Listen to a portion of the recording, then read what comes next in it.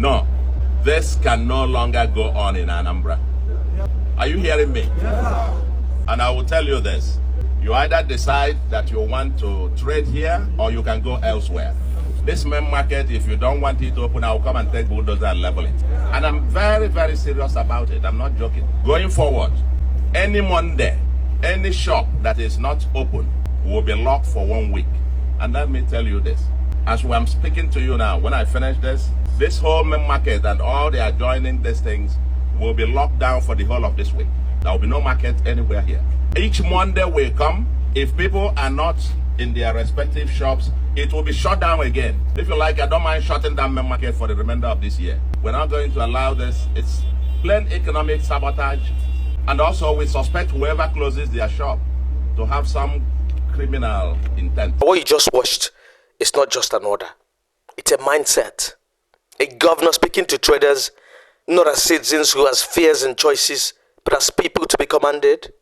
Understanding tone matters, because tone reveals how political leaders truly sees the people it governs. Now here's where the logic begins to tighten. This video proves something beyond doubt. The state has security capacity. Men were deployed, security presence was sustained, and Governor Soludo's order to shut down Onitsha Main Market was enforced. So a very simple question naturally follows. If this security capacity existed all along, why wasn't it used earlier to protect traders who wanted to open on Mondays? Why is security effective only when it's time to punish disobedience, but almost absent when it's needed to neutralize the traders' fear? Yes, the traders initially stayed home out of fear. Fear the state even failed to address. But over time, something happened. Many traders began staying home by choice, resting, spending time outside the market, knowing fully well that their customers and their competitors were also at home. So at a point, what started as fear gradually became a personal choice for some people.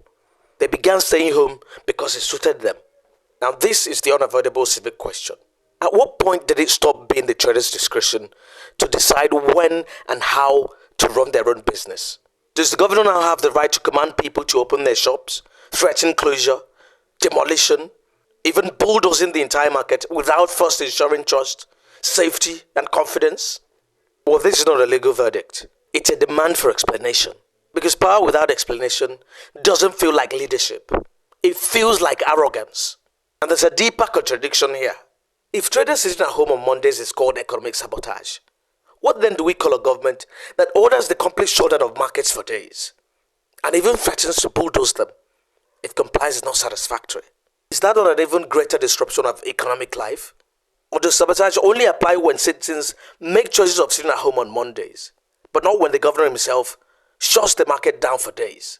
So let me ask this important question. At what point does feminists slide into tyranny? And through all of this, the real issue keeps getting ignored. Sit at home did not fall from the sky. It's a civil protest tied to the continued detention of Nnamdi Kanu. Yet Igbo leadership keeps treating the symptom while carefully avoiding the cause. Compare that with the North and the West. When Sunday Igboho faced pressure from the federal government, the Yoruba traditional political leadership moved with clarity and urgency. And what was the result? Sunday Igboho regained his freedom. Same country, same constitution, very different outcomes. Because in Igboho's case, Yoruba leadership engaged the problem, while in the other case, it's being managed with force. So this is the tragedy. Security is deployed to ensure that the markets remain closed. But it was never deployed to build safety, to build confidence. Now some of these orders were issued loudly, but the root cause of this matter was quietly avoided by Igbo leaders. Sit at home was already fading on its own. So why not let the sleeping dog lie? Your Excellency.